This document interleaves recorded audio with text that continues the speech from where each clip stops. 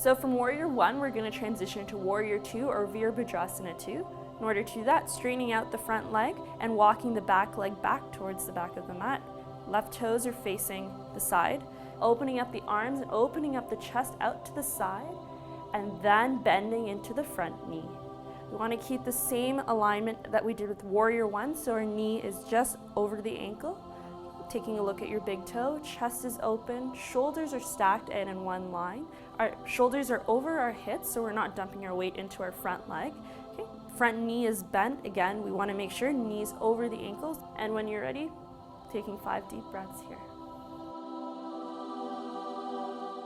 So modification for Warrior 2 is just like in Warrior 1, you could use a chair to support your front leg. Because warrior poses are energizing, having that extra support is always great.